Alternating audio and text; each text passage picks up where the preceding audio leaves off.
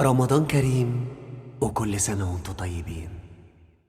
السلام عليكم واهلا بيكم رسميا بعد اعلان قناه MBC مصر ورامز جلال عن البرنامج اللي هيشارك بيه في موسم رمضان 2024. هنتكلم معاكم في فيديو النهارده عن التفاصيل الكامله للبرنامج، وكمان هنتعرف على كل الضيوف اللي هتكون موجوده في البرنامج السنه دي. بس قبل ما نبدا في تفاصيل الفيديو، لو انت اول مره تشوفنا يا ريت تشترك معانا في القناه وتفعل زر الجرس وما تبخلش علينا باللايك، ويلا بينا.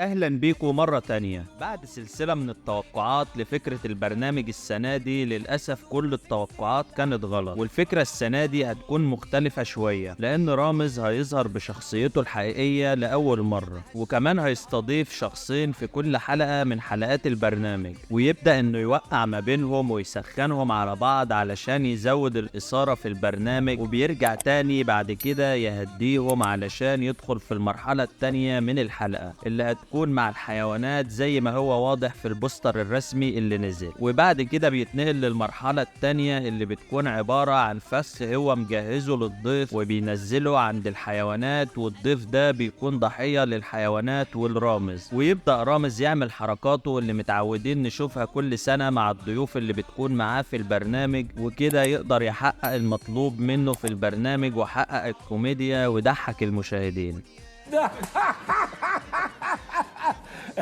تضحكوش ليه؟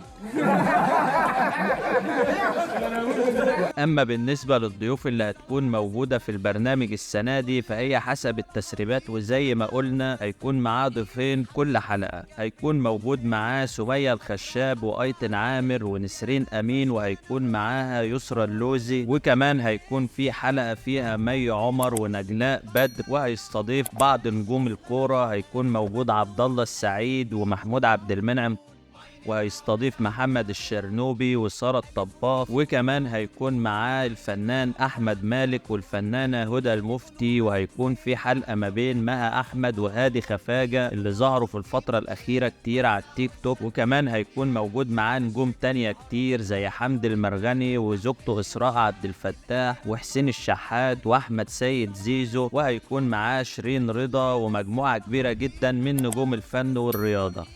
اما بالنسبة لموضوع كريستيانو رونالدو، فهي كانت اشاعة، وطبعا مش هيكون موجود معاه في البرنامج ولا هيظهر في اي حلقة من الحلقات. وبس كده يكون شرحنا لكم فكرة برنامج رامز جلال وعرفناكم على الضيوف اللي هتكون موجودة معاه، وكده يكون وصلنا لنهاية فيديو النهاردة. يا رب ما نكونش طولنا عليكم، واشوفكم على خير في فيديو جديد. سلام.